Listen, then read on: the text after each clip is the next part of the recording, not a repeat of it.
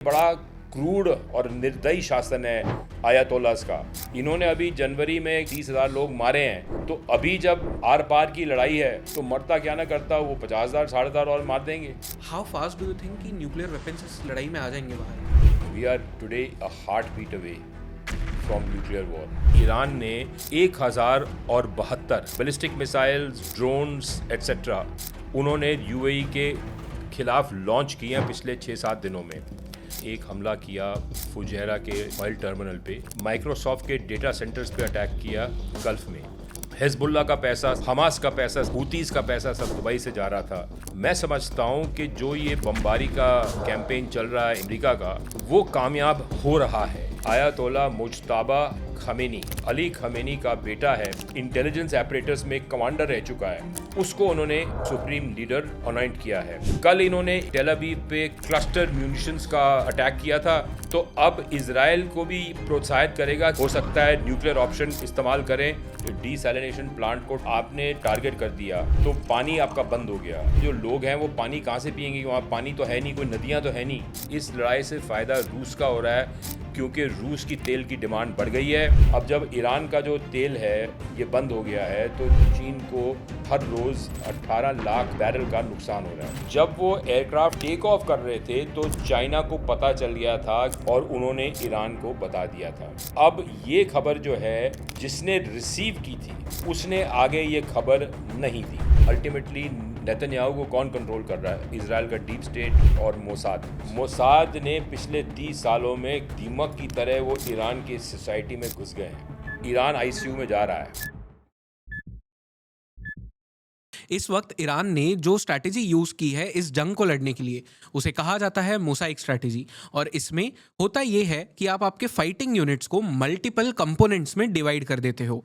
हर unit का अपना एक लीडर होता है और उस यूनिट के पास में अपने खुद के आर्म्स एंड एम्यूनेशन होते हैं, खुद का एक मिसाइल स्टॉक पाइल होता है, खुद का एक ड्रोन्स का स्टॉक पाइल होता है। और कोई भी यूनिट एक दूसरे से जुड़ी नहीं होती, इसलिए वो खुद अपने डिसीजंस ले सकते हैं। और इसी के वजह से अमेरिका और इजराइल इस वॉर में धंसते जा रहे हैं। पर इस स्ट्रैटेजी का एक फ्लिप साइड भी होता है कि आपके पास में एक सेंट्रलाइज्ड चेन ऑफ कमांड नहीं होती, और इसी का फायदा शायद अमेरिका और इजराइल उठा सकते हैं। नमस्ते, जय हिंद। मेरा नाम है जयेश गंगन और ये है द आवारा मुसाफिर शो, एक ऐसा पॉडकास्ट जहां हम बात करते हैं भारत के पास्ट, प्रेजेंट और फ्यूचर की। आज के इस पॉडकास्ट पे मैं डिस्कस कर रहा हूं ईरान वॉर को मेरे गेस्ट इकबाल चांद मल्होत्रा के साथ। इस पॉडकास्ट पे हमने बहुत सारी बातें की है with regards to the ongoing Iran war. इस पॉडकास्ट पे इकबाल सर हमें बता रहे हैं कि किस तरह से आज तक यूएई ईरान का एक डोरवे था टू द वर्ल्ड, क्योंकि ईरान का सारा पैसा यूएई के थ्रू बाहर जाता था।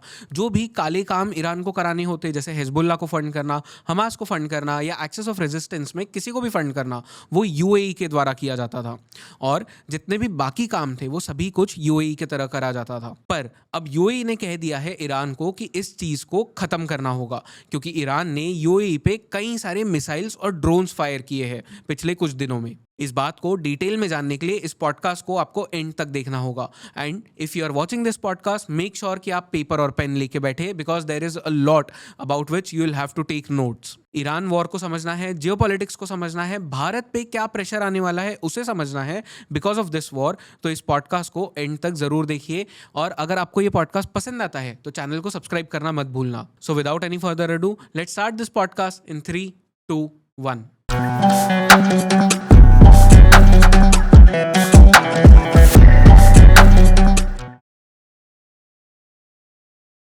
सर, पिछली बार जब हम इस पॉडकास्ट पे बात कर रहे थे, आपने कहा था कि फरवरी से लेके कुछ मंथ्स जो होने वाले हैं ये दुनिया को बदल के रख देंगे। एंड एक्चुअली वही हो रहा है। आज हम दुनिया को देख रहे हैं जिस तरह से बदल रही है। ईरान के ऊपर स्ट्राइक्स होते हैं and suddenly now everyone is talking about a lot of things that are happening, जिसको आपने पहले से ही प्रेडिक्ट कर दिया था। तो उन्हीं सब चीज़ों पे बात करेंगे। But sir, firstly welcome on the podcast again. Thank you Jayesh. देखिए, ऐसा है कि कल तक मुझे लग रहा था कि ईरान हारा नहीं है और अमेरिका जीता नहीं है। और मैंने कल ये एक पॉडकास्ट प्रोग्राम किया था satyahindi.com पे रात को, और मैंने यही शब्द इस्तेमाल किए थे। लेकिन आज सुबह लग रहा है कि कुछ और ही सिनारियो अनफोल्ड कर रहा है, और उसका मैं आपको कारण बताता हूँ। कल और आज के बीच में ईरान ने एक हमला किया फुजैरा के ऑयल टर्मिनल पे। फुजैरा यूएई का हिस्सा है और वो हॉर्मुज स्ट्रेट से बाहर है, तो जो इट्स एन ऑल्टरनेट रूट के वहाँ पे पाइपलाइन है जो कि यूएई का जो सारा तेल एक्सपोर्ट होता है वो फुजैरा के थ्रू भी जा सकता है। अब उस पोर्ट टर्मिनल को अटैक करके ईरान ने इंश्योरेंस कॉस्ट जो हैं उस टर्मिनल के बहुत बढ़ा दिए और वहाँ से जो शिपिंग है, जो तेल उठाएंगे, जो जहाज़ सुपर टैंकर्स तेल उठाएंगे, कच्चा तेल उठाएंगे, उनके भी इंश्योरेंस रेट्स अब स्काई रॉकेट हो जाएंगे, क्योंकि वो सिर्फ जो रेट्स पिछले 2-3 दिनों में स्ट्रेट ऑफ हॉर्मुज़ के बीच की शिपिंग के बढ़ गए थे, वो अब स्ट्रेट ऑफ हॉर्मुज़ के बाहर की शिपिंग के भी बढ़ जाएंगे। और ये एक बड़ा घातक अटैक है यूनाइटेड अरब एमिरेट्स पे, यूएई पे। उसके अलावा क्या हुआ है कि उन्होंने कल और आज में यूएई के इंफ्रास्ट्रक्चर और सऊदी अरेबिया के इंफ्रास्ट्रक्चर और बहरीन के इंफ्रास्ट्रक्चर पे बहुत भारी अटैक किया है। मिसाल के तौर पे उन्होंने माइक्रोसॉफ्ट के डेटा सेंटर्स पे अटैक किया गल्फ़ में। अब लोगों को पता नहीं है, आम दुनिया में ये कॉमन नॉलेज नहीं है कि माइक्रोसॉफ्ट जो है वो नेटो के ऑपरेशनल बैकबोन को सपोर्ट करता है। उसका अज़्योर गवर्नमेंट क्लाउड का एक बड़ा भारी नेटवर्क है जिसमें कि सारे नेटो का जो इन्फॉर्मेशन और जो डेटा है वो चलता है।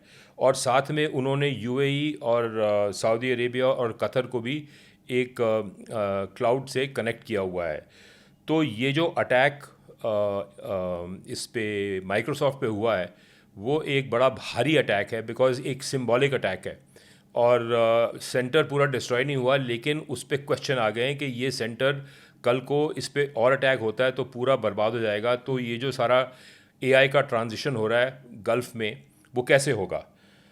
तो एक तो उन्होंने ईरान ने हॉर्मुज़ के मैरीटाइम इंश्योरेंस पे अटैक किया है। जब हॉर्मुज़ बंद हो गया, वो बंद इसलिए नहीं हुआ कि ईरान ने वहाँ से जहाज़ों का आना जाना बंद कर दिया, वो इसलिए भी बंद हुआ कि इंश्योरेंस कंपनीज़ ने जो री इंश्योरेंस होती है वॉर के लिए, उसके अभी उन्होंने कवर नोट्स इशू नहीं किए, उन्होंने तय नहीं किया, क्योंकि जब तक कि उनको पता नहीं चलेगा कि ये लड़ाई कहाँ तक चलेगी, कब तक चलेगी, तो तब तक वो इंश्योरेंस के रेट्स, नए रेट्स जो हैं वो रिलीज़ नहीं करेंगे। दूसरी बात है कि बहरीन पेट्रोलियम कंपनी और रास तनूरा जो फील्ड है ये सऊदी अरेबिया में, उसका जो ऑयल इंफ्रास्ट्रक्चर है उस पर भी इन्होंने हमला किया है, तो वो भी बंद हो गया। रास तनूरा भी बंद हो गया, बहरीन का भी बंद हो गया। और मनामा के होटल्स में जहाँ कॉर्पोरेट प्रेजेंस है वो उसके इंश्योरेंस के रेट सब हाई हो गए हैं। तो अब वो हर कॉर्पोरेट सोचेगा कि हम अपने यहाँ पे मुलाजिम रखें, अपने पर्सनल रखें कि ना रखें। तो चौथी बात यह है कि दुबई जो है वो पिछले 40 साल से ईरान का जो है ऑक्सीजन का सेंटर था, क्योंकि सारे ईरान की जो विश्व के साथ में सैंक्शंस के को बाईपास करके जो शैडो नेटवर्क की पेमेंट्स थी वो सब दुबई से आ रही थी।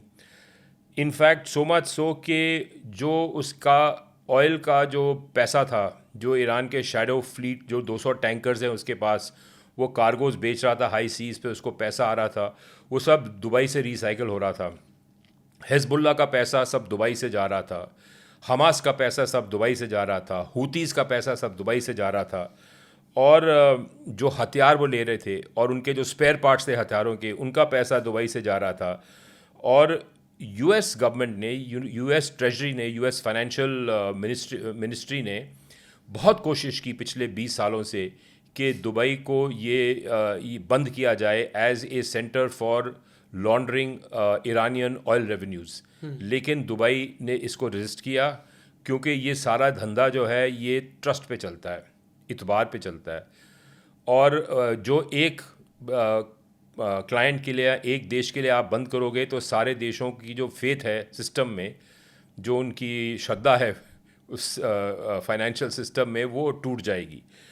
तो अब ये है कि जो यूएस गवर्नमेंट ने बड़ी कोशिश की थी एड़ी चोटी का जोर लगा के कि ये यूएई ये सर्विसेज ईरान को ना दें, अब यूएई ये कंसिडर कर रही हैं, क्योंकि ईरान ने 1072 projectiles, ballistic missiles, drones etcetera उन्होंने यूएई के खिलाफ लॉन्च किए हैं पिछले 6-7 दिनों में। अब ये कोई छोटा मोटा मामला नहीं है। दुबई का इंटरनेशनल एयर कॉरिडोर बंद हो गया, आबू धाबी का बंद हो गया, और जो रीजनल फ़्लाइट्स हैं सब बंद हो गई। फुजैरा बाईपास ने उनका एक इंफ्रास्ट्रक्चर का नोड था जो कि विश्व को उनका तेल ले जाता है, वो भी बंद हो गया हॉर्मुज़ से हटके। तो जो देश ईरान की आर्थिक लाइफलाइन थी, उसी देश को इन्होंने अटैक किया है। अब सवाल ये पैदा होता है कि इन्होंने ये अटैक किस लिए किया है। मैं समझता हूँ कि जो ये बमबारी का जो कैंपेन चल रहा है ईरान और अमेरिका का, वो कामयाब हो रहा है इस हद तक कि जो ईरान को जिस संस्था ने संगठित रखा है, IRGC रेवोल्यूशनरी गार्ड, उसी में दरारें पड़ रही हैं। अब कल उन्होंने अनाउंस किया दुनिया को कि अली खमेनी जिसकी डेथ हुई थी, उनका जो सुप्रीम लीडर था, जो कि ऊपर भगवान से मतलब इशारे लेता था और उससे मतलब उसके दिमाग में ये डाउनलोड होता था कि भाई ईरान को किस दिशा में जाना है।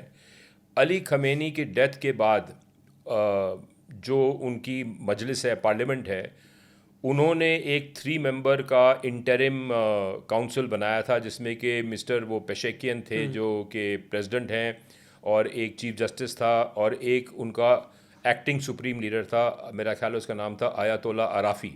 यस। अब उसकी जगह में आयतोला मुज्तबा खमेनी, जो अली खमेनी का बेटा है 55 साल का, जो कि IRGC के का इंटेलिजेंस एपरेटस में कमांडर रह चुका है, जिसकी इतनी डिटेल्ड मतलब सर्विस हुई है, और जो जियो पॉलिटिक्स को जानता है, और जिसने कि बहुत एक हार्ड लाइन व्यू लिया था 2009 के जो राइट्स हुए थे ईरान में, उनको सप्रेस करने में, लोगों को मारने में, औरतों को रेप करने में, उसको उन्होंने सुप्रीम लीडर अनॉइंट किया है।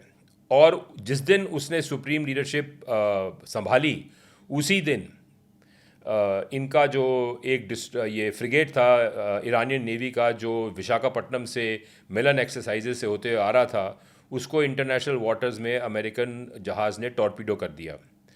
अब टॉर्पीडो किया मतलब ये नियमों के मेरा ख्याल है खिलाफ, लोग कहते हैं कि खिलाफ है, क्योंकि जो जहाज़ उस एक्सरसाइज में फ्लीट रिव्यू में पार्टिसिपेट करते हैं उनके हथियार नहीं होते, लेकिन पोटेंशली तो हथियारों का प्लेटफॉर्म है।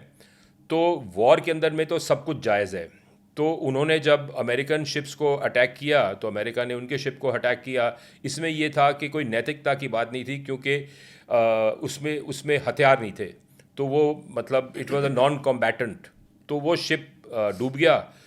डूबने से मुज्तबा खुमैनी को इतना गुस्सा आया, उसने ऑर्डर किया कि आप एक बैलिस्टिक मिसाइल लॉन्च करिए इंसिरलिक टर्की की तरफ। अब इंसिरलिक टर्की एक US का बेस है टर्की में, जहाँ पे वो उनके ग्रेविटी न्यूक्लियर बॉम्ब्स जो ग्रेविटी से नीचे जाते हैं, वो वहाँ पे स्टोर किए गए हैं। तो वो 50-60 बॉम्ब्स का बेस है। तो उस पर ये मिसाइल जा रही थी, और नेटो का एक डिस्ट्रॉयर था, नेटो की नेवी का, उसने इसके ट्रेजेक्टरी को कैलकुलेट किया, अपने रेडार पे ट्रैक किया, और उसने उस बैलिस्टिक मिसाइल को मार गिराया।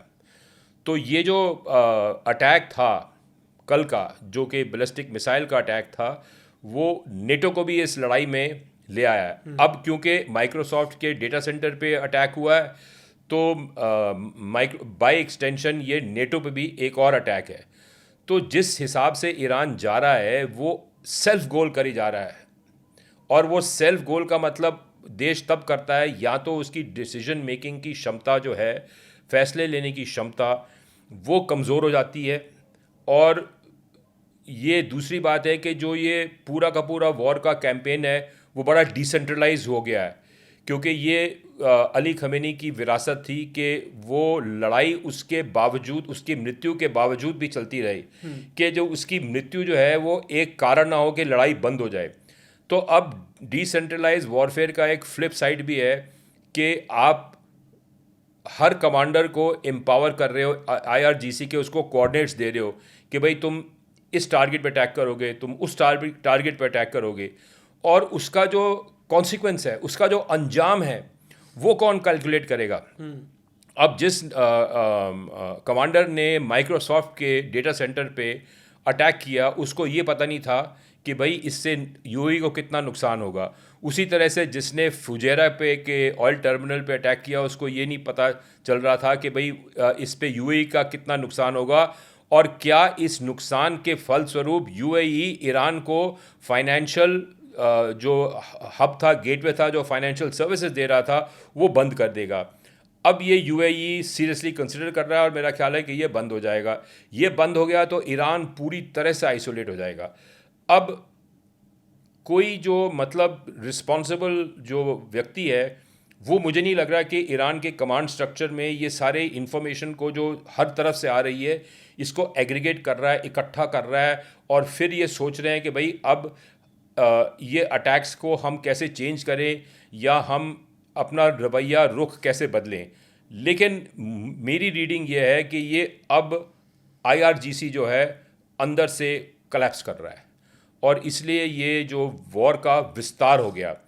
अब ये ज़रूरी नहीं है कि जो आईआरजीसी कलेप्स कर जाता है तो वॉर बंद हो जाएगी, क्योंकि जो उसके यूनिट्स हैं, जैसे कि सेल्फ कंटेन्ड यूनिट्स हैं और उनके सब यूनिट्स हैं, अब वो सब यूनिट वॉरफेयर चलती रहेगी। कल इन्होंने एक टेल अवीव पे क्लस्टर म्यूनिशंस का अटैक किया था। क्लस्टर म्यूनिशंस ये है कि उसमें से एक मिसाइल में 40-50 डिफरेंट एक्सप्लोजिव होते हैं, वो नीचे गिरते हैं ज़मीन पे, कुछ ख़त्म हो जाते हैं, उनके फ्यूज़ नहीं चलते, और जो रह जाते हैं वो दे बिकम माइंस, और वो लोगों को इंजर कर सकते हैं, मेम कर सकते हैं, घातक हो सकते हैं।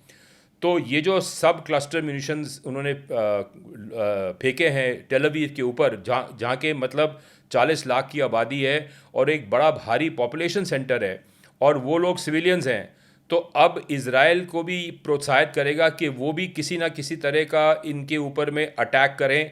हो सकता है न्यूक्लियर ऑप्शन इस्तेमाल करें। उनका एक प्लान है ऑपरेशन सैमसन। सैमसन का जो ऐतिहासिक पात्र है उनके इतिहास में, और उसकी शक्ति सारे उसके बालों में थी। तो किसी ने कहा कि भाई उसकी बीवी को कि इसके बाल काट दो, उसकी शक्ति ख़त्म हो जाएगी, उसकी शक्ति ख़त्म हो गई थी। तो ऑपरेशन सैमसन के तहत इज़राइल के पास न्यूक्लियर ऑप्शन है, उनके पास कोई 80-90 न्यूक्लियर वॉरहेड्स भी हैं, उनके पास में बैलिस्टिक मिसाइल्स भी हैं। तो ये जो लड़ाई है इसका दायरा एक्सपैंड हो रहा है, और इसको कोई एकत्रित नहीं कर रहा है ईरान की साइड से। ये इतना डिसेंट्रलाइज्ड हो गया है, और एक व्यक्ति जो कि कमांडर है वो अपने ही गोल को देख रहा है, क्योंकि उसको ऑर्डर मिले हैं अली खमेनी से उसके मरने के पहले। और जो मुजतबा खुमैनी है, हम नहीं जानते कि ये सरवाइव करेगा कि नहीं करेगा, क्योंकि he is the most targeted man in Iran today. क्योंकि एक तो डार्क हॉर्स था, जो खमेनी के साथ 40 आदमी मारे गए थे, उन आदमियों में से वो ये नहीं था, वो मतलब उनके लिस्ट में ही नहीं था। तो ये एक डार्क हॉर्स है जो कि इन्होंने इसकी जो पोटेंशियल है और इसका जो रोल है वो कंसील करके रखा गया था, और ये हम अब इमर्ज करके आया है। अब जो इसको असैसिनेट करते हैं फिर क्या अंजाम होगा वो भी हम इसमें कोई अंदाज़ा नहीं लगा सकता। और जो ये चलता रहा, ये हार्ड लाइनर है, तो ये क्या इसकी कोई डेथ विश है कि अब ईरान का स्ट्रक्चर पूरी तरह से तहस नहस हो रहा है, ढह रहा है, किला ढह रहा है, तो ये कह रहा है ठीक है हम जो डूबेंगे तो तुमको भी ले डूबेंगे सनम। तो ये सिचुएशन है आज की डेट। ये तो मतलब हमें हमेशा से पता था कि अली खमेनी के बाद में कोई भी आता है जो इनका सुप्रीम लीडर बनेगा, उसका आईआरजीसी में क्या होल्ड होता है, क्या वो बना पाएगा hold, that was always questionable. पर डिसेंट्रलाइज होने की वजह से वो होल्ड बनाना और भी ज़्यादा डिफिकल्ट हो गया, क्योंकि अली खमेनी जाते जाते ऑलरेडी सबको कह के गया था, वो 33 कुछ मोजाइक्स बना के गया था। अब how do you control them, क्योंकि ये जो लड़ाई है ये इंडिया के बैकडोर पे भी आ गई है। हमारे बहुत क्लोज जो उनका वॉरशिप था उसे मार गिराया अमेरिका ने। व्हाट इफ आईआरजीसी का कोई एक सेगमेंट हो या कोई एक वो मोसाइक हो उनका जो हमारे ऊपर फायर कर दे, क्योंकि ये फुजैरा पे कर सकते हैं, सब जगह बहरीन पे कर सकते हैं। तो कौन कह रहा है कि जो चाइना से जहाँ पे पैसा आ रहा होगा वो इंडिया पे नहीं करेगा फायर? देखिए ऐसा है, इंडिया पे इनडायरेक्ट फायर हो चुका है। इंडिया के लाखों नागरिक जो हैं ये गल्फ़ में काम करते हैं। राइट। अब जब गल्फ़ का इंफ्रास्ट्रक्चर को आग लग रही है, वो थ्रेट पे है, लड़ाई चल रही है, तो सबके धंधे बंद हो गए हैं, उनको एक तो तनख्वाहें नहीं मिलेंगी और वो लोग सब भागने की कोशिश करेंगे। तो जो हमारा इनफ्लो है, रिमिटेंस इनफ्लो है from NRIs in the gulf, वो अब बहुत सुकड़ने वाला है। और जो लोग कमा रहे थे अब वो कमाएंगे नहीं, क्योंकि उनको नहीं पता कि कब तक उनकी बिजनेसेस चलेंगी और कब तक उनकी आमदनी बनी रहेगी। तो ये तो ऑलरेडी उसका एक बड़ा भारी इम्पैक्ट आ चुका है और आएगा, और आने वाले दिनों में इसका जो पूरा जो असर है वो महसूस होगा, और उसके बारे में फिर लोग कैलकुलेट करेंगे कि इसका प्रभाव हम पे कितना पड़ रहा है। जो आर्थिक प्रभाव है, जो मिलिट्री प्रभाव है, वो तो एक बड़ा डायनामिक सिचुएशन है। तो इसके बारे में कुछ प्रिडिक्ट करना बड़ा मुश्किल है, क्योंकि ईरान क्या कर रहा है कि वो मतलब इंफ्रास्ट्रक्चर को डिस्ट्रॉय नहीं कर रहा, इंफ्रास्ट्रक्चर को दागी कर रहा है। जैसे कि आप किसी लड़ाई में किसी एसेट को लिटिगेशन में डाल देते हैं, तो ये एसेट्स को ये उन पे क्वेश्चन मार्क लगा रहा है कि ये जो सिक्योरिटी के तौर पे ये एसेट महफूज रहेगा कि नहीं रहेगा। तो वो दागी कर रहा है। जब दागी करेगा तो लोग डरेंगे, तो वो फियर जनरेट कर रहा है। तो एज सच सारे एसेट्स जो लोगों के हैं और जो ये इकोनॉमिक इंफ्रास्ट्रक्चर के एसेट्स हैं वो बर्बाद नहीं हो रहे, ईरान में बर्बाद हो रहे हैं, लेकिन गल्फ में वो दागी हो रहे हैं। तो ये एक ह्यूमन साइकोलॉजी का एक विषय है, और ये ह्यूमन साइकोलॉजी को इफ़ेक्ट करेगा कि इन्वेस्टमेंट वहाँ नहीं आएगी, लोग वहाँ नौकरियों के लिए जाएंगे, जो लोग भागेंगे वो वापस जाएंगे कि नहीं जाएंगे, और एक अनएम्प्लॉयमेंट बढ़ेगी। जो मेन कंट्रीज़ हैं इंडिया, पाकिस्तान, बांग्लादेश, फिलीपींस, इनके नागरिक ज़्यादातर गल्फ़ में काम करते हैं। तो इन चारों कंट्रीज़ के रिमिटेंसेस पे प्रभाव पड़ेगा, और इन चारों कंट्रीज़ के एम्प्लॉयमेंट में प्रभाव पड़ेगा, और इन चारों कंट्रीज़ की जो अर्निंग्स हैं और जो एयरलाइंस हैं और जो लोग आते जाते हैं, जो एक्सपोर्ट होता है माल, उस सब पे प्रभाव पड़ने वाला है। राइट। एंड ये जो आपने एक और चीज़ बताई कि टर्की के ऊपर एक वो जो बैलिस्टिक मिसाइल फायर किया, इसके पीछे एक्चुअल रीज़न क्या है? बिकॉज आप नेटो कंट्रीज़ को क्यों इन्वॉल्व करना चाहोगे खुद होके?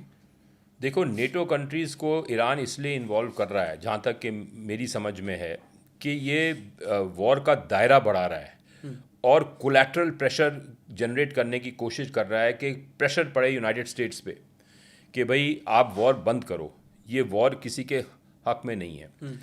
अब यूएस में भी ये बातचीत चल रही है कि ये ट्रंप जो है ये अपने आप एक्ट नहीं कर रहा, और ट्रंप के पीछे नेतन्याहू है, और नेतन्याहू ये सब मतलब फैसले ले रहा है, क्योंकि उनके 3 उद्देश्य थे। एक था कि ईरान का न्यूक्लियर प्रोग्राम बंद हो जाए। अब पिछले हफ्ते के जिनीवा टॉक्स में ईरान ने एक प्रस्ताव दिया कि भाई we will commit to zero enrichment and zero stockpiling. Zero enrichment का मतलब ये है कि जो उनके पास ऑलरेडी फिसाइल मटेरियल है 67% 70% इनरिच यूरेनियम, उसको डाउनग्रेड करेंगे, और हम कोई एनरिच्ड यूरेनियम स्टॉक पाइल नहीं करेंगे। तो इससे क्या होगा कि ईरान का जो न्यूक्लियर प्रोग्राम है वो इफ़ेक्टिवली बंद हो जाएगा।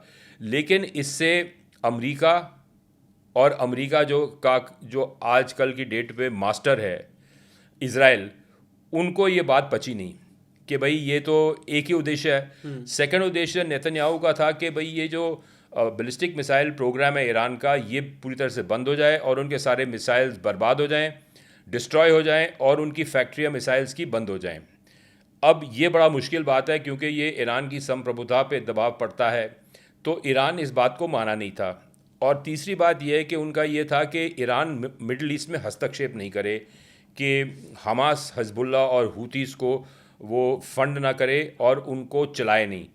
पर ये भी ईरान का जो फर्स्ट लाइन ऑफ डिफेंस है मिडल ईस्ट में, वो ये 3 संस्थाएं थी, हमास, हिजबुल्लाह एंड हूतीस, क्योंकि उनका जो मेन एनिमी है वो इज़राइल है, और सेकंड उनका एनिमी है सऊदी अरेबिया है। तो सऊदी अरेबिया भी चाहता था कि भाई ये लड़ाई जो हो ये ईरान को ख़त्म करे, क्योंकि ईरान एक अंदरूनी ताकत है, एक हिस्टोरिक ताकत है, 90 मिलियन लोगों की, 9 करोड़ लोगों की आबादी का देश है, और कोई आसान पुश ओवर नहीं है कि भाई इसको आप कुचल सकते हो। तो ये सिचुएशन थी। इतने सारे सिविलियन सेंटर्स पे अटैक करना, एंड साथ ही साथ जो आपने नेटो के बारे में बताया, तो टेक्निकली ये चाह रहे हैं कि यूएस के ऊपर जितना ज़्यादा दबाव पड़े उतना बेटर होगा, क्योंकि वो वॉर शायद ख़त्म करने में उनके पास में उतना ज़्यादा एक लेवरेज आ जाएगा. But what about salination plants, क्योंकि आई थिंक ये सैलिनेशन प्लांट्स को भी टारगेट कर सकता है. ये करेंगे, वो बिल्कुल करेंगे, डीसैलिनेशन प्लांट्स को टारगेट करेंगे, क्योंकि पूरी अरब की खाड़ी का जो पानी है वो वहाँ से आएगा.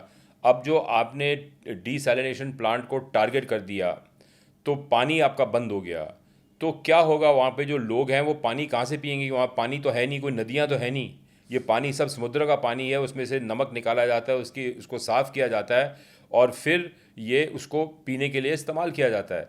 तो ये सबसे बड़ी वल्नरेबिलिटी है गल्फ़ में, और इसलिए ये इनके दिमाग में ये बात आ रही होगी कि इन प्लांट्स की सुरक्षा कैसे करें, क्योंकि उनका जो एक इंटरसेप्टर मिसाइल है वो $1-8 मिलियन का पड़ता है, और जो ड्रोन है वो $50,000 का पड़ता है. तो ये ऑलरेडी जो रेशियो है उसका खर्चा, मेरा ख्याल है कि यूएई ने ये 1072 जो प्रोजेक्टाइल्स हैं उनका सामना करने के लिए इन्होंने कम से कम $2 बिलियन तो खर्च किया होगा ऑलरेडी. तो ये बड़ा इम्पोर्टेंट खर्चा है, और आगे आगे जो इंफ्रास्ट्रक्चर है वो भी टारगेट किया जाएगा. मैं समझता हूँ कि आज कल या परसों में एक ना एक डीसैलिनेशन प्लांट पे बम गिरेगा ही गिरेगा, प्रोजेक्टाइल गिरेगी ही गिरेगी, इसमें कोई दो राह नहीं है. अब आप ये देखिए कि साथ में इस लड़ाई से फ़ायदा किसका हो रहा है? इस लड़ाई से फ़ायदा रूस का हो रहा है, क्योंकि रूस की तेल की डिमांड बढ़ गई है, उसकी तेल की कीमतें बढ़ गई हैं. अब क्रूड जो है $80 पे चल रहा है, ब्रेंट बेंचमार्क क्रूड जो है $84 पे चल रहा है, और अमेरिकन कॉमर्स सेक्रेटरी ने हमें भारत को 1 महीने का वो रिलीफ दिया है कि आप 1 महीने के लिए रशियन तेल खरीद सकते हो ताकि आपकी अर्थव्यवस्था डिस्टर्ब ना हो. तो इसलिए ये क्या है कि पुतिन इसका मेन बेनिफिशरी इस लड़ाई का, और मैं नहीं समझता कि कोई इतना बेनिफिशरी है जितना कि पुतिन है और नेतन्याहू है. अब एक और अनरिलेटेड इशू है जो कि दबाव डालेगा यूएस पे. कल अमेरिका ने कनेडियन बैंक्स पे, जो 6 टॉप कनेडियन बैंक्स हैं जो अमेरिका में काम करते हैं, धंधा करते हैं, और कम से कम न्यूयॉर्क में उनके बहुत मिलियंस ऑफ डिपॉजिटर्स हैं, उन पे उन्होंने सैंक्शंस लगा दिए. उन्होंने ये बैंकिंग सिस्टम को वेपनाइज कर दिया. उन्होंने कहा कि जितने इनके कॉरेस्पॉन्डेंट रिलेशंस हैं कनाडा के साथ में, अपने होम ऑफिस के साथ में, होम हेडक्वार्टर्स के साथ में, वो सारा कुछ उन्होंने फ्रीज कर दिया है. तो बैंकिंग सिस्टम जो है कनाडा का क्राइसिस में आ गया. और कनाडा के जो प्राइम मिनिस्टर हैं वो एक खुद सेंट्रल बैंकर हैं. तो उन्होंने क्या किया कि 3 बजे यूएस टाइम कल दोपहर को ये ऐलान हुआ था वाइट हाउस से, 5 बजे उन्होंने प्रेस कॉन्फ्रेंस किया. उन्होंने कहा कि जो $370 बिलियन के हमारे पास आपके यूएस गवर्नमेंट के ट्रेजरी बिल्स हैं, बॉन्ड्स हैं, हम 90 दिनों में सब बेच डालेंगे. अब ये यूएस की सबसे दुखती नग है कि ये अकीलीज़ हील है यूएसए का. तो जो उन्होंने ट्रेजरी बिल्स बेचना शुरू किया, और वैसे ही पेट्रो डॉलर पे फ़र्क पड़ रहा है, क्योंकि सऊदी अरेबिया और कतर और ये यूएई और बहरीन और कुवैत काफ़ी कुछ इन्वेस्टमेंट्स अब यूएस से पुल बैक करेंगे. इसलिए डॉलर ऊपर जा रहा है, कैश में लोग इन्वेस्ट कर रहे हैं, गोल्ड में भी पैसा नहीं जा रहा और सिल्वर में भी पैसा नहीं जा रहा, क्योंकि सिल्वर तो वैसे भी इंडस्ट्रियल मेटल है और इंडस्ट्री की डिमांड कम हो जाएगी, क्योंकि ये जब तेल की सप्लाई दुनिया में कम हो जाएगी तो वैसे ही अर्थव्यवस्था बंद हो जाएगी, इकॉनमी बंद हो जाएगी, कई जगहों में काफ़ी डाउन हो जाएगी, इंडस्ट्री बंद हो जाएगी. तो ये सब इफ़ेक्ट्स पड़ रहे हैं. तो यूएस पे भी फाइनेंशियल इम्पैक्ट पड़ रहा है, ईरान पे भी फाइनेंशियल इम्पैक्ट पड़ रहा है, और गल्फ भी फाइनेंशियल इम्पैक्ट पड़ रहा है. लेकिन अल्टीमेटली जो मिस्टर मोजताबा खोमेनी हैं, खमेनाई हैं, वो क्या फ़ैसला लेते हैं, और जो सारे उनका कमांड सिस्टम जो बचा हुआ है डिसेंट्रलाइज्ड, वो उसको कैसे इंटरप्रेट करता है कि वो उनकी शक्ति जो है कितनी प्रबल है या प्रबल नहीं है. तो जो सब डिवाइड हो गया पूरा वॉर, तो वो जो कमांडर्स हैं जिनके पास में ये डेलीगेट हुआ है वो क्या ज़्यादा ताकतवर हो जाएंगे, वो क्या अपने इंटरेस्ट को देखेंगे, वो क्या अपने आप कोई डील करेंगे। तो ये बड़ा डायनामिक चेस बोर्ड है, इसको इस वक्त एनालाइज करना कि क्या होगा बड़ा मुश्किल है जब तक कि हमें कुछ आने वाले दिनों में, एक आध दिनों में कुछ और खबर ना मिले कि सिचुएशन क्या है, क्या कैसे अटैक हो रहे हैं और कैसे लड़ाई का रुख चल रहा है। तो सर, जो आपने बात कही कि इस लड़ाई का सबसे बड़ा फ़ायदा जो हो रहा है वो रशिया को हो रहा है, तो रशिया तो चाहेगा कि वो ईरान को जितना हो सके उतना ज़्यादा प्रॉपअप करता रहे। एंड ये प्रॉपअप करने के चक्कर में ईरान जिस तरह से जो अटैक्स कर रहा है वो अग्रेसिव होता जाएगा। तेल अवीव में हम ऑलरेडी देख रहे हैं कि बहुत सारे मिसाइल्स एक्चुअली जाके हिट कर रहे हैं। आयरन डोन, आयरन बीम और डेविड स्लिंग जो भी उनका नाम है, ये नहीं रोक पा रहे हैं। और सेम चीज़ अगर अमेरिकन एयर कैरियर्स के ऊपर भी इनके पास में, क्योंकि हाइपोसोनिक ग्लाइड मिसाइल है जिसको रोक नहीं सकता कोई, वो जाके लग जाती है। How fast do you think कि न्यूक्लियर वेपन्स इस लड़ाई में आ जाएंगे बाहर? देखिए, अंग्रेजी में एक कहावत है, we are a heart beat away, we are today a heart beat away from nuclear war. ये रियलिस्टिकली इतना क्लोज है हम? इतना क्लोज है क्योंकि इज़राइल जो है ये बहुत, मतलब ये जो मार है उसके जो सिविलियन पॉपुलेशन है उस पे इतना मार वो ले नहीं सकता। और बर्दाश्त की भी हद है क्योंकि मतलब उनके कोई 70-80 लाख की तो पूरी आबादी ही है। तो उस आबादी का आप हिसाब लगाइए कि 1% भी जो लोग मर गए इस लड़ाई में तो बहुत बड़ी बात। तो ये बहुत बड़ा नंबर है रिलेटिवली, एब्सोल्युटली नहीं है लेकिन रिलेटिवली है। तो इज़राइल के अंदर में भी ये चर्चा हो रही है क्योंकि अल्टीमेटली नेतन्याहू को कौन कंट्रोल कर रहा है, इज़राइल का डीप स्टेट और मोसाद। और जो उनको लगा कि भाई ये जो लड़ाई का रुख है ये ऐसे जा रहा है कि ईरान इनडिस्क्रिमिनेटली सिविलियन सेंटर्स पे अटैक कर रहा है तो ईरान को ही टेक आउट करो, तो वो ऑप्शन हो सकता है। तो इसलिए पूरा विश्व जो है ये घबराया हुआ है कि ये लड़ाई कहाँ तक जाएगी और कब न्यूक्लियर थ्रेशोल्ड क्रॉस होगा। डिफ़िकल्ट टू से, but it is definitely a very realistic option on the table today.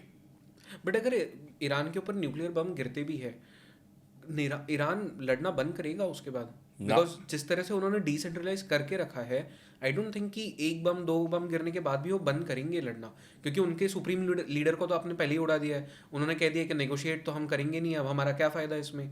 तो ये लड़ाई तो ख़त्म होते हुए दिख ही नहीं रही फिर। देखिए, लड़ाई तब ख़त्म होगी जबकि ये जो ढांचा है IRGC का, ये ढांचा पूरी तरह से टूट नहीं जाएगा और फिर जो इसके नए पावर सेंटर्स हैं, मिनी पावर सेंटर्स, वो सब एकत्रित होके एक संधि की तरफ जाएंगे। ये होने वाला अभी नहीं है और ना तो हमारे पास में कोई इंटेलिजेंस है ईरान से कि ये संभव है कि नहीं संभव है। लेकिन जब तक कि ये IRGC के जो टुकड़े हैं, जब ये टूटेगा, अभी तो ये दुनिया को लग रहा है कि IRGC एक कॉम्पोजिट और एक कंबाइंड होल है, इंटीग्रेटेड एंटिटी है। जब वो इंटीग्रेशन टूट जाएगी और उसके टुकड़े टुकड़े हो जाएंगे और वो टुकड़े जो हैं वो फिर एकत्रित होने के लिए आएंगे, तो हो सकता है वो डील्स नेगोशिएट करें ताकि उनकी जो मतलब टेरिटरी है, उनका जो इलाका है वो बचा रहे। फिर ये चक्कर है कि ये अमेरिका जो है ये कुर्दिस्तान और बलूचिस्तान में क्या गेम खेलने वाला है, क्योंकि वो कुर्दिस्तान के जो कर्ड्स जो हैं उनकी सेना उसने इराक़ के बॉर्डर पे तैनात की हुई है और कर्ड्स के पास पैसा है क्योंकि उनके पास तेल है और उनकी जो सेना है उसमें अच्छे खासे लोग हैं, 20-30-40 हज़ार तो होंगे। तो वो एक फ़्रंट खुल सकता है, लेकिन उस फ्रंट के खुलने के फलस्वरूप टर्की में भी कर्ड्स की पॉपुलेशन है, तो वहाँ पे क्या इम्पैक्ट पड़ेगा बड़ा मुश्किल है असेस करना। और बलूचिस्तान में जो बलूचिस्तान लिबरेशन आर्मी है वो जो एक्टिव हो जाती है, उसको पहले इन्होंने एक्टिव किया हुआ है, पैसा दिया हुआ है।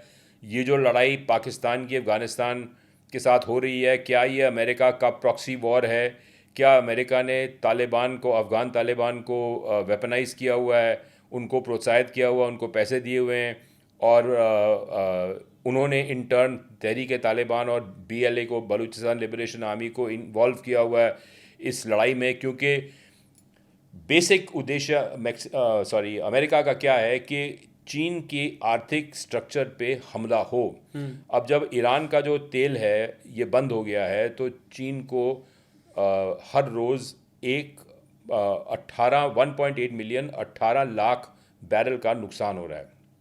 ऑलरेडी पिछले 2.5 महीनों से उनको वेनेजुएला से 8 लाख बैरल डेली का नुकसान हो रहा है। तो 1.8 मिलियन बैरल एंड 800,000 बैरल्स ये बन गए 26 लाख बैरल दिन का चाइना को घाटा चल रहा है तेल का। तेल उनको इतना कम मिल रहा है, ये छोटी कोई अमाउंट नहीं है, कोई छोटी मात्रा की बात नहीं है। तो ये अब देखने वाला है कि ये जो चाइना के पे जो प्रभाव पड़ रहा है वो चाइना क्या अब ईरान को बोलेगा, क्योंकि चाइना का हाथ ईरान के पीछे है, कि चाइना ईरान को बोलेगा कि भाई लड़ाई बंद करो, क्योंकि चाइना का आर्थिक नुकसान हो रहा है। वो तेल जो वो डीप डिस्काउंट पे ले रहा था आज वो डिस्काउंट पे नहीं ले पाएगा। जो रशिया से कॉम्पेंसेटरी बाइंग करेगा तो उसको हायर रेट्स पे लेना पड़ेगा, तो उनका भी 20-30 बिलियन 40 बिलियन का नुकसान हो रहा है इस होगा जो ये लड़ाई चलती रही और ये तेल की कीमतें बनी रहीं। तो ये लड़ाई में जो पीछे के खिलाड़ी हैं, अमेरिका तो फ्रंट में है, इजराइल फ्रंट में है, ईरान फ्रंट में है। पुतिन नहीं चाहेगा कि लड़ाई ख़त्म हो, लेकिन शी जिनपिंग चाहेगा कि लड़ाई ख़त्म हो। तो अब ये जो कॉन्ट्रडिक्शंस हैं ये कैसे रिकनसाइल होते हैं वो आने वाले दिनों में पता चलेगा। हम तो इनको सिर्फ इस लोगों को एहसास दिखा सकते हैं कि भाई ये कठिनाइयाँ हैं इस पूरे पिक्चर में, राइट। और ये संकट के एरियाज़ हैं। अब कनाडा और US का जो असर पड़ रहा है वो क्या प्रभाव डालेगा US पे? क्या चाइना भी US ट्रेजरी बिल्स, उनके पास भी $670 बिलियन के ट्रेजरी बिल्स हैं, टोटल 1 ट्रिलियन हो गया। तो 1 ट्रिलियन के जो ट्रेजरी बिल्स सारे के सारे कनाडा और चाइना ने साथ बेचे, तो क्या ये इंटरेस्ट रेट्स बढ़ जाएंगे और क्या डॉलर ठप हो जाएगा और क्या सोने की कीमत बढ़ जाएगी?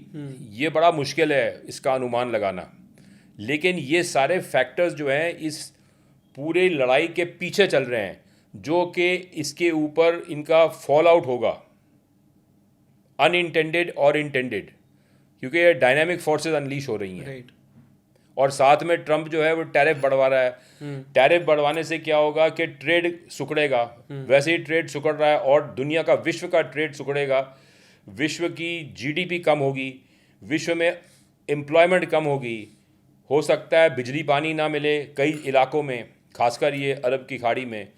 तो वो लोग अपने पैसों से क्या करेंगे? वो कहाँ जाएंगे? भागेंगे, अपने शेयर्स को बेचेंगे, स्टॉक मार्केट्स भी क्रैश कर सकते हैं, because anything can happen. It's an uncontrolled environment. Right.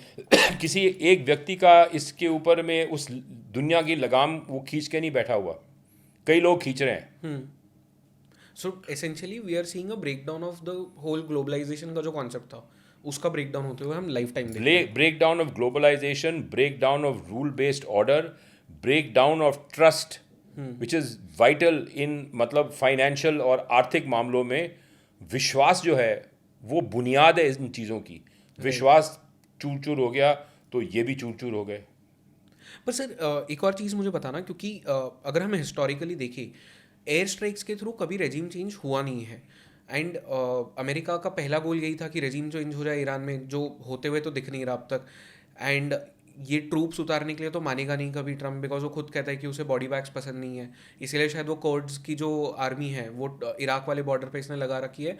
May be they can move in, but क्या ये बल्कनाइज करना चाहता है ईरान को? दैट इज़ द एंड गोल। देखिए ऐसा है कि एक 90 मिलियन आबादी के देश में 9 करोड़, उसमें आप कितने सेना भेजोगे, कितनी भेजोगे? मतलब कि आपने वहाँ पे 10 मिलियन तो बहुत ज़्यादा है, 1 मिलियन ट्रूप्स भी भेज दिए, 10 लाख, तो वो खा जाएंगे ईरान, वो निकलेंगे नहीं बाहर, सब खत्म हो जाएंगे। तो ये बूट्स ऑन द ग्राउंड एक थ्योरेटिकल मतलब फ्रेमवर्क है, और बूट्स ऑन द ग्राउंड तब कामयाब होता है जब आपके पास में कोई ऑल्टरनेटिव सत्ता है जो अ, वर्तमान सत्ता को रिप्लेस करने के लिए तैयार है। यहाँ तो कोई नहीं है। और यहाँ इस समय कोई ऑल्टरनेटिव सत्ता है नहीं, तो उस समय जो सत्ता है जो आएगी उसको सपोर्ट करने के लिए आप ट्रूप्स भेज सकते हो, कैपिटल सिटी में आप भेज सकते हो।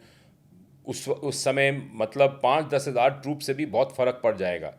अब इस संदर्भ में मैं आपको बताना चाहता हूँ कि जो अमेरिका के मिलिट्री बेसेस हैं जो थे सीरिया में, उन्होंने वो 2 बेस बंद कर दिए थे लड़ाई के पहले, और उसमें कोई उनके 1000-1500 स्पेशल फोर्सेस थे, वो आ गए थे इराक और ईरान के बॉर्डर पे।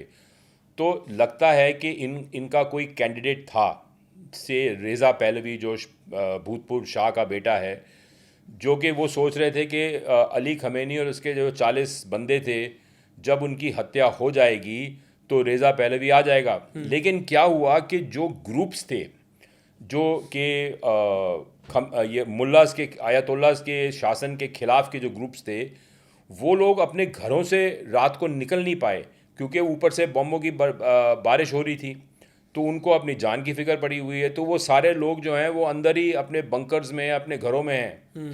तो जब तक कि वो जन सैलाब आएगा नहीं सड़कों पे और गलियों में, तब तक ये जो शासन है ये बड़ा क्रूड और निर्दयी शासन है आयतोल्लास का। इन्होंने अभी जनवरी में कहते हैं कि अप टू 30,000 लोग 30,000 लोग मारे हैं। तो अभी जब आर पार की लड़ाई है तो मरता क्या ना करता वो 50,000 60,000 और मार देंगे। तो कितने लोग इस समय ईरान की सिविल सोसाइटी में और जो उनका जो ये विपक्ष है उसमें शहीद होना चाह रहे हैं। इसके लिए जिगरा चाहिए। और हमें नहीं पता कि वहाँ पे रात को हालात क्या हैं, कितनी बमबारी हो रही है, कितना मलबा सड़कों पे है, कितनी बिल्डिंगें ढह गई हैं तेहरान में। इसकी कोई किसी को पता ही नहीं चल रहा क्योंकि इंटरनेट ब्लैकआउट हुआ है। तो ये एक अंदाज़ा ही है।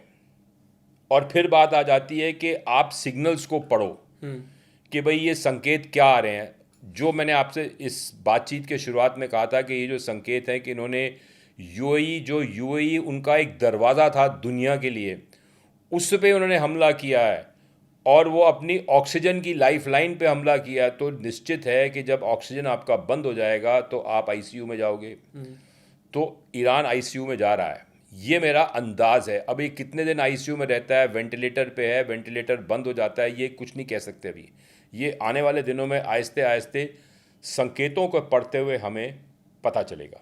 पर सर जो आपका ऑक्सीजन है उसके ऊपर आप क्यों अटैक करेंगे? इज इट मतलब उस हद तक ये लोग अब मतलब चले गए हैं कि जहाँ से आपका आपका दुनिया की तरफ एक डोरवे था आपका, उसी को आपने डिस्ट्रॉय कर दिया? मैंने आपको पहले ही बताया कि एक डिसेंट्रलाइज वॉरफेयर है, विरासत उसकी डिस्ट्रीब्यूट हो चुकी है।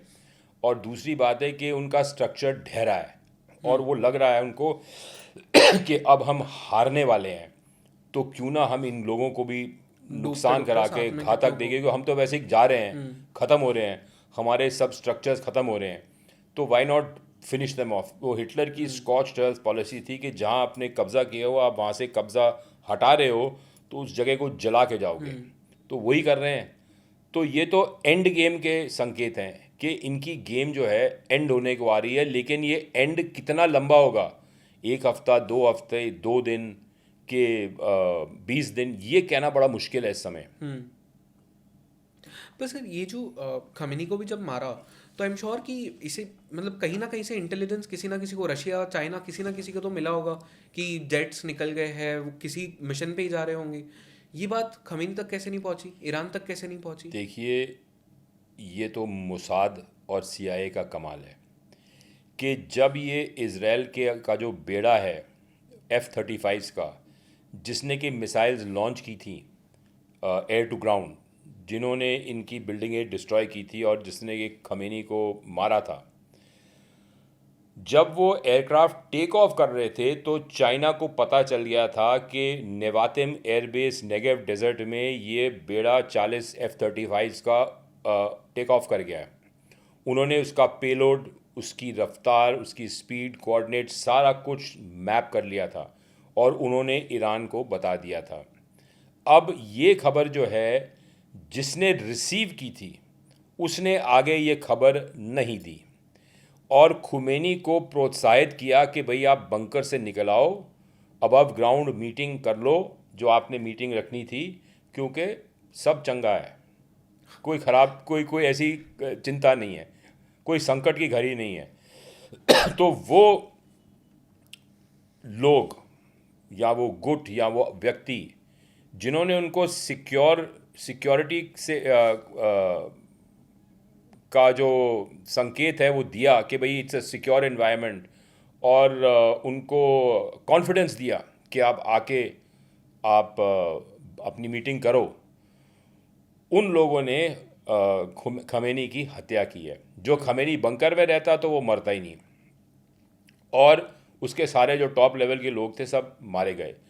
लेकिन वो इतना चालाक आदमी था कि उसने अपना पूरा जो सिस्टम है, चेन ऑफ कमांड है, उसकी जो विरासत थी वो उसने आइडेंटिफाई की हुई थी, और ये सब डिवाइड किया हुआ था और सब कॉन्ट्रैक्ट किया हुआ था। तो चाइना ने इनको वार्निंग दी, इनके पास 2.5 घंटे की वार्निंग थी, इन्होंने वो वार्निंग को नज़रअंदाज किया। जो इंटरफेस था between China and the Iranian command and control structure, उस इंटरफेस में कितने लोग दोगले थे, कितने इजरायली एजेंट्स थे, कितने सीआईए एजेंट्स थे, ये अंदाज़ लगाना बड़ा मुश्किल है।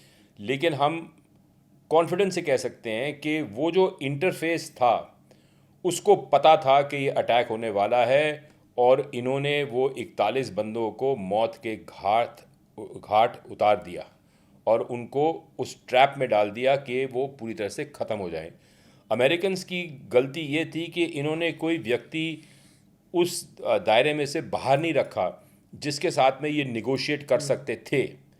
जो बाकी लोग आए वो उनका उतना एक्सपीरियंस नहीं था, और जो मुजतबा खमेनी है, जो खमेनी का बेटा है, जो इनका तुरप का यक्का था, वो जब आया वो तो उन्हीं के बंदों की थिंकिंग का था। करेक्ट। और वही हार्डलाइनर था।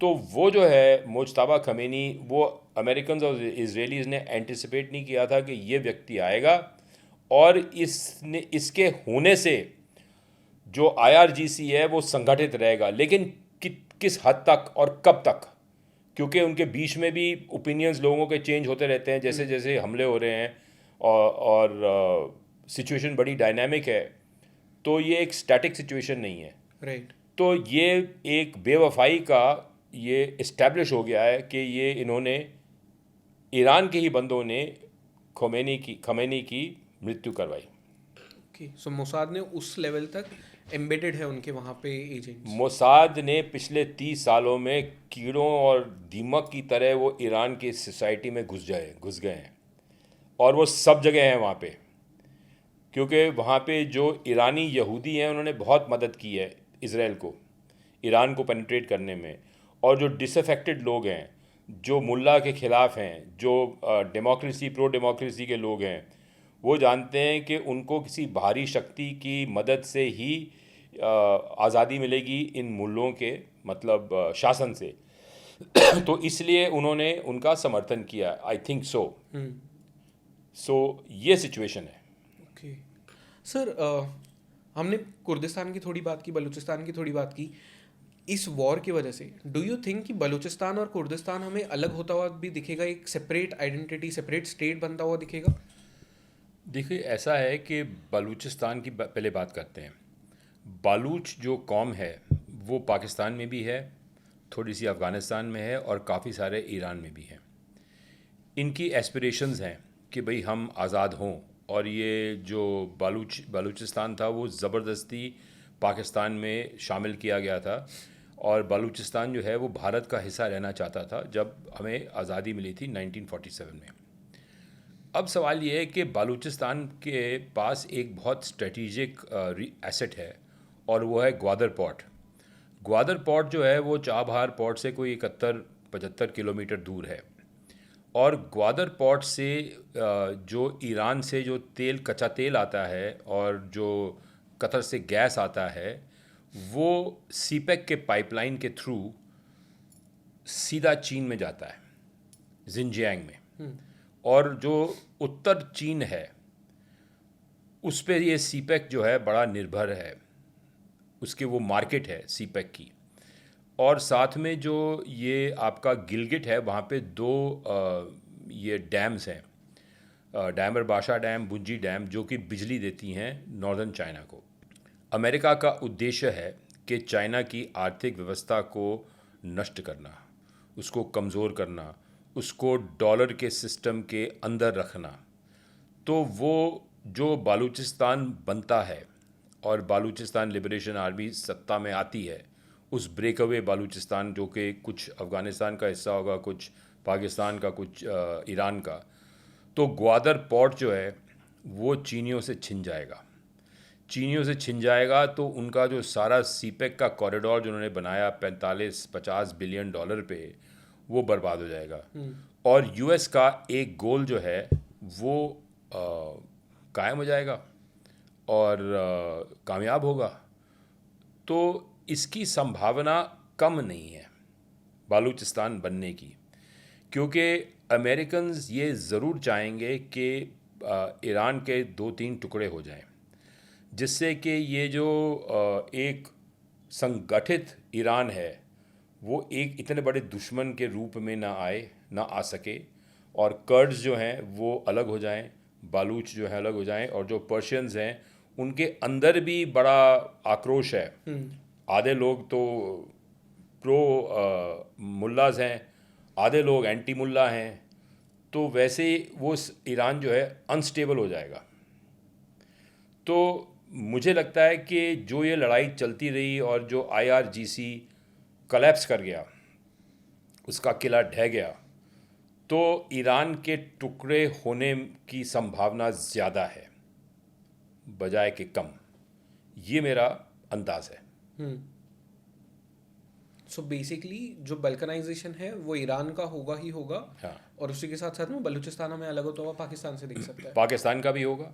इसमें हम लोगों को फ़ायदा है, इंडिया को फ़ायदा है कि पाकिस्तान का एक हिस्सा टूट जाएगा और सीपेक का जो कॉरिडोर है वो जो अमेरिका के हाथ में आ गया, तो उसका जो मतलब बालूचिस्तान की टेरिटरी के अंदर में जो भी उसका हिस्सा है वो जो बंद हो गया, तो चीन तो वहाँ से गैस और तेल लोड नहीं कर पाएगा।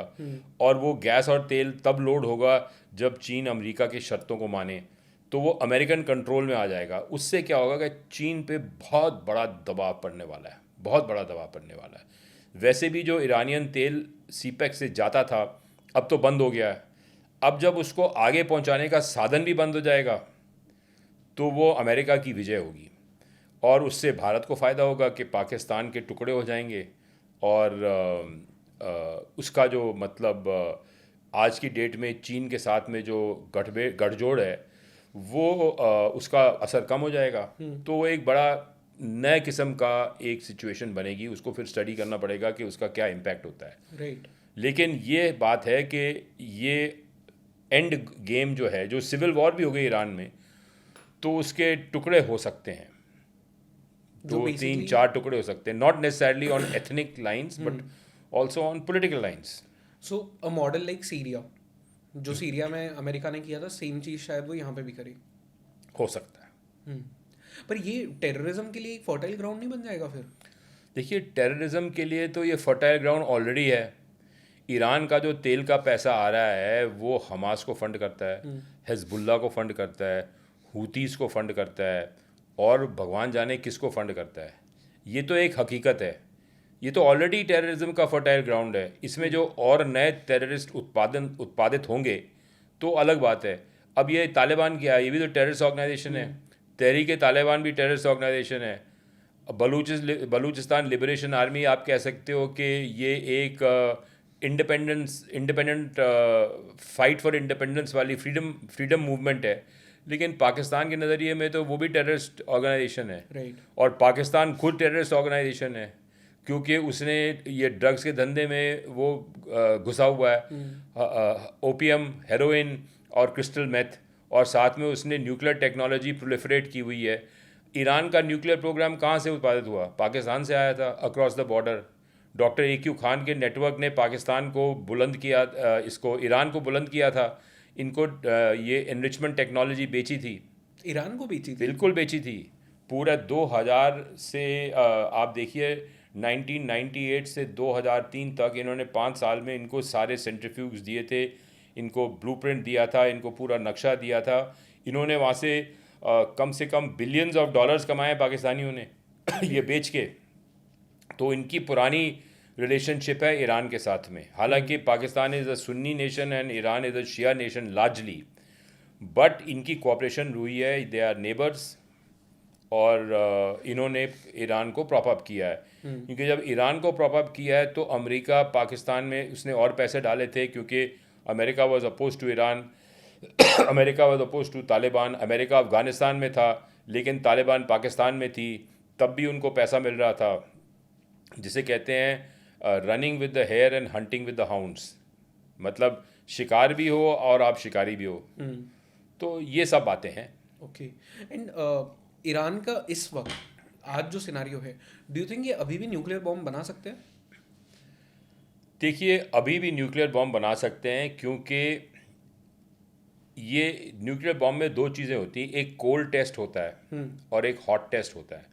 अब हमें पता नहीं कि कोल्ड टेस्ट इनका हो चुका है कि नहीं हो चुका, चीन में हो चुका है। अभी एक चाइनीज़ एंटी चाइनीज़ वेबसाइट है, उसने कहा कि 20 चाइनीज़ ट्रांसपोर्ट जहाज़ अभी रिसेंटली ईरान के कुछ एयरपोर्ट्स में पहुँचे और उन्होंने वहाँ पे कोई न्यूक्लियर हार्डवेयर या न्यूक्लियर वेपन्स या missile, not missiles but warheads, वो अनलोड किए हैं। और वो ईरानियन इनरिचमेंट से बने हुए हैं, जो ईरान ने यूरेनियम इनरिच किया हुआ है। तो but these are unsubstantiated news, इसका कोई ठोस सबूत नहीं है, पर कुछ भी हो सकता है। डर्टी बॉम्ब तो वैसे ही बन सकता है, you can make a dirty bomb, उसमें 25-50 हज़ार तो लोग तो वैसे ही मर जाएंगे। अब एक बैलिस्टिक मिसाइल में आपने डर्टी बॉम्ब डाला और उसको आपने वहाँ भेजा टेल अवीव, तो क्या होगा? बहुत बड़ी संख्या में लोग मरेंगे। और उसको आपने छोटे छोटे मिलिटराइज्ड क्लस्टर म्यूनिशंस में तब्दील कर दिया, तो फिर क्या होगा? राइट, ये तो मतलब कोहराम मचा देंगे पूरा। बिल्कुल। तो ये तो मतलब this is an end game, मतलब ये तो कुछ भी हो सकता है। तो पर ये जो ईरान की बैलिस्टिक मिसाइल कैपेबिलिटी है वो दिन ब दिन डिग्रेड हो रही है, मतलब खत्म हो रही है, डिप्लीट हो रही है। डिप्लीट हो रही है। अब I don't know whether you can deliver nuclear weapons by drones, I don't know about that, मुझे उसके बाद टेक्निकलिटीज़ के बारे में पता नहीं है, लेकिन वो अलग बात है। लेकिन ये जो पूरा आर पार की लड़ाई है, आप ये समझ लो, इजराइल के लिए भी और ईरान के लिए भी। Right. So what is your doomsday scenario? मतलब आपको इस वॉर का वो एंड क्या दिख रहा है कि दिस, ये बहुत रियलिस्टिक लेवल पे पॉसिबल है कि ये डूम्सडे ये होगा? Very difficult to predict Jayesh, as the things are going.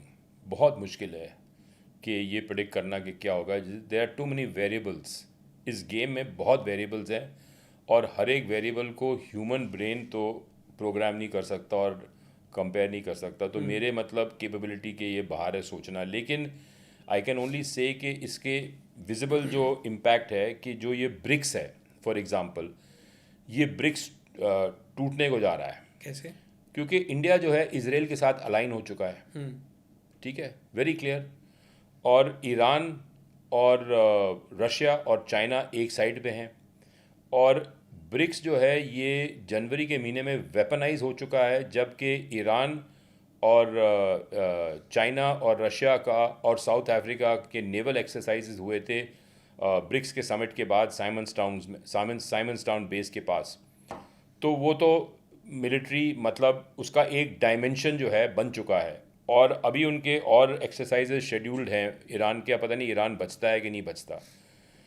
लेकिन जो ब्रीच ऑफ फेथ और ब्रीच ऑफ ट्रस्ट हुआ है, और जो रूस समझता है कि भारत जो है ये अमेरिका के साइड में है, और एटलीस्ट इजराइल का तो ये एलाई है ही है, और उसमें ईरान के जो प्रॉक्सी हैं हमास के ख़िलाफ़, हमारे प्रधानमंत्री ने भाषण भी दिया था वहाँ पे इजरायली पार्लियामेंट में। तो ब्रिक्स की जिस रूप में ब्रिक्स बना था, उस रूप में ब्रिक्स ना अभी है ना अभी रहेगा आने वाले दिनों में। तो पता नहीं कि ये जो भारत को उसकी प्रेसिडेंसी का मौका मिल रहा है, वो साकार होता है कि नहीं होता। Right. लेकिन ब्रिक्स में तो बड़ी भारी दरार पड़ चुकी है, और ये प्रिडिक्ट करना कि इसका सिनारियो क्या होगा, as I said earlier on, it's very difficult, because Iran के पास कितनी मिसाइल्स बाकी हैं, ईरान के जो ये मुज्तबा खमेनाई हैं, ये इनका नज़रिया क्या रहता है, ये जो शहीद होना चाहते हैं तो फिर ये ऑल आउट वॉर में जाएंगे, शहीद हो जाएंगे, जो बचेंगे तो ये कहाँ कहाँ पे बचेंगे, कहाँ से भागेंगे, क्योंकि ही विल बी, उसके ऊपर सिपारी निकल जाएगी इज़राइल की, राइट। और वो बचना उसका मुश्किल है, वो बिन लादेन का उसकी हालत होगी।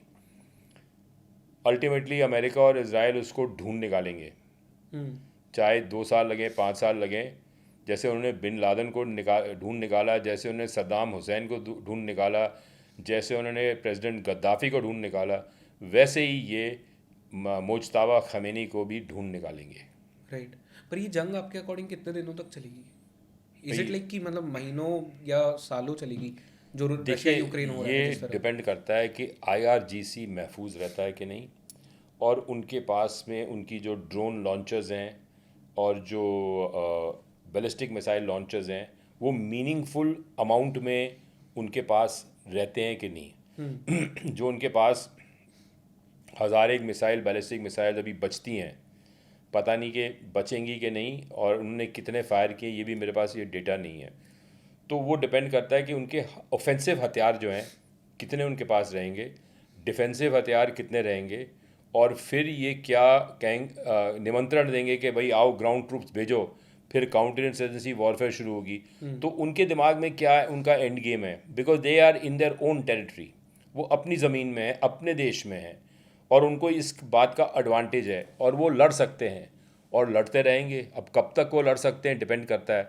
और दुनिया क्या चाहती है, दुनिया ये चाहती है कि लड़ाई बंद हो, ये जो मिसाइल्स की बमबारी है वो बंद हो, ये मिडल ईस्ट का जो रास्ता है वो खुल जाए, एयर स्पेस खुल जाए, शिपिंग खुल जाए, तेल खुल जाए, और चीज़ें रिपेयर हो जाएं।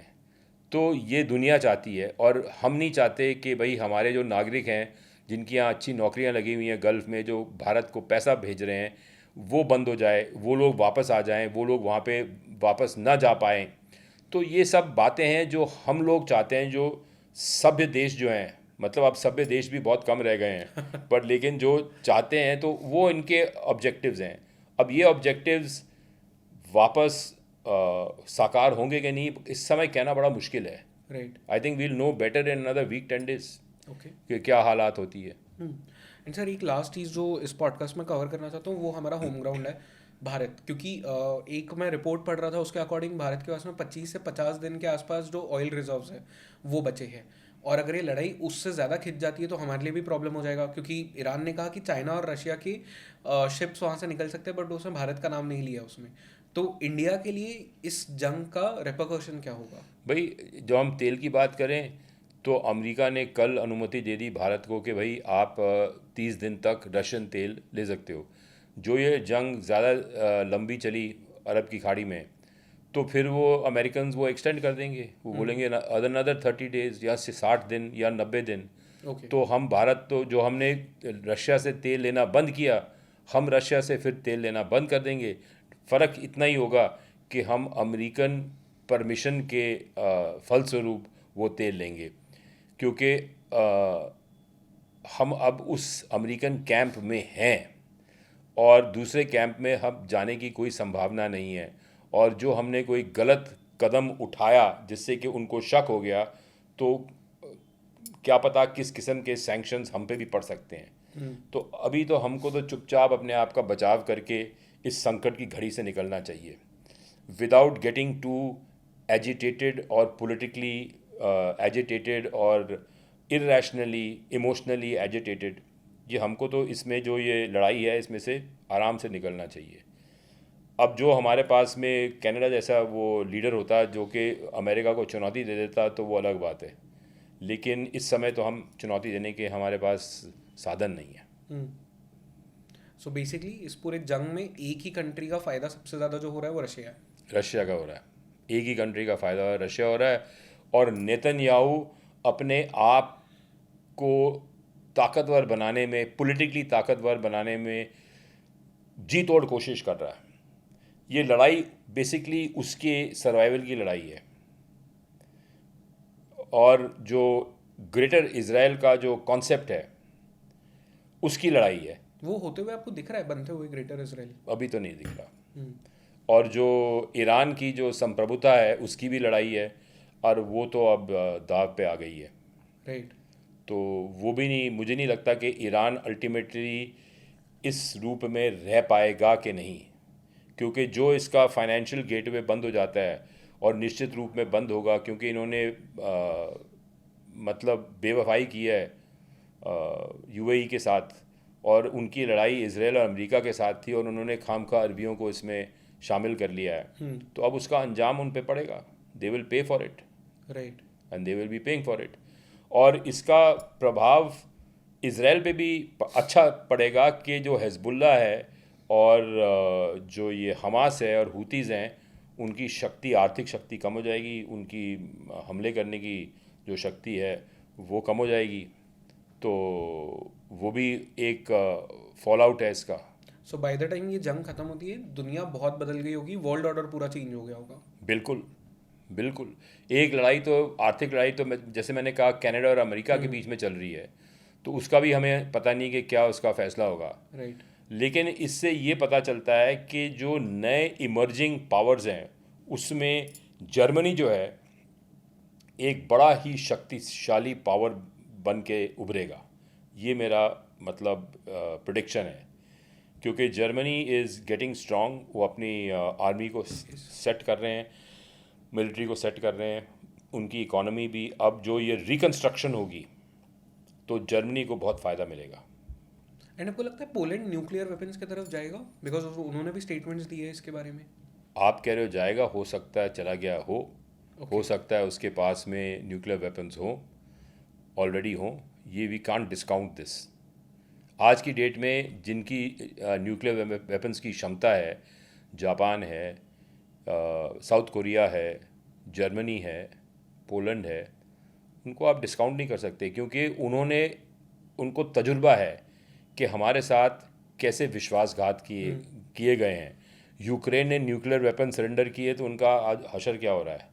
जो वो सरेंडर नहीं करते तो आज यूक्रेन की हालत नहीं होती। आज यूक्रेन भी एक उभरता हुआ शक्ति होता यूरोप में। इनफैक्ट ईरान ने अगर अब तक बॉम्ब बना लिया होता तो आज उसका ये हशर नहीं होता। करेक्ट। इसमें पाकिस्तानियों ने उनको पूरी जो बॉम्ब की चाबी है वो नहीं दी। So technically the world is sitting on a powder keg, and हम शायद न्यूक्लियर रेस भी देख सकते हैं। हो सकता है, I hope not, but anything is possible. And that is the doomsday जिसकी हम बात कर रहे थे। But sir thank you so much इस कॉन्वर्सेशन के लिए। This was short but very necessary. इतना सारा इन्फॉर्मेशन देने के लिए sir thank you so much. Your research is always बहुत डीप वाला, so thank you so much for that. My pleasure Jayesh. Perfect.